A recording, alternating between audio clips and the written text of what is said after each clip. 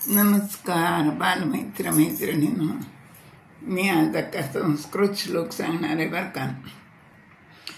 मी मंगला आवलगावकर. माझं मंगलाजीच्या धमाल गोष्टी नावाचं यूट्यूब चॅनल आहे. त्याच्यावर मी लहान मुलांना गोष्टी सांगते, श्लोक सांगते, संस्कृतचे इतर काही प्रसंग, माहिती, अनुभव सांगते आणि मोठ्या माणसांसाठी खूप ललित निबंध आणि माहिती असं सांगत असते.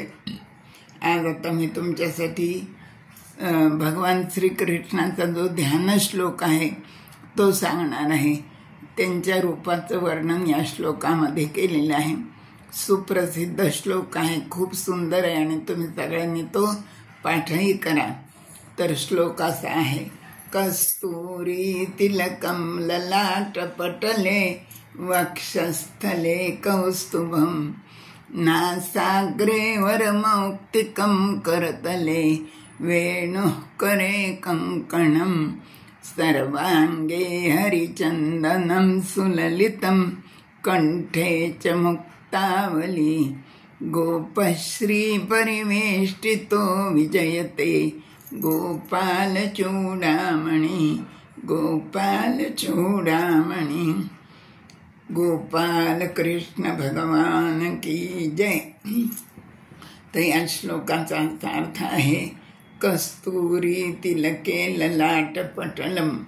ज्याच्या कपाळावर कस्तुरीचा तिलक आहे, वक्षस्थले कौस्तुभम आणि छातीवर कौस्तुभ मणी, कौस्तुभ रत्न ज्याच्या छातीवर रुळतंय. कस्तुरी तिलकम ललाट पटले वक्षस्थले कौस्तुभम नासाग्रे वरमौक्तिकम.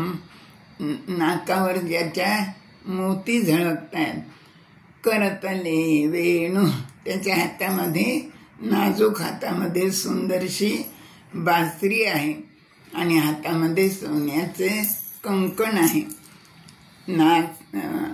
नासाग्रे वरमौक्तिकं करतले वेणुः करे कंकणं सर्वांगे हरिचंदनं सुललितं.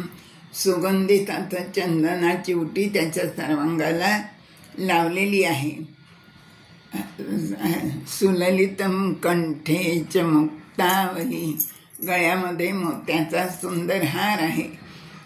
गोपश्री परिवेष्टितो विजयते, सर्व गोपी त्याच्या भोवती जमलेले आहेत, गोपीने वेढलेला आहे तो. गोपश्री परिवेष्टितो विजयते, आणि तो सदा विजय मिळवणार आहे किंवा मिळवून देणार आहे. गोपश्री परिवेष्टितो विजयते गोपाल चूडामणी. अशा भगवान श्रीकृष्णाला मी वंदन करतो, असा या श्लोकाचा अर्थ आहे आणि अतिशय सुंदर श्लोक आहे.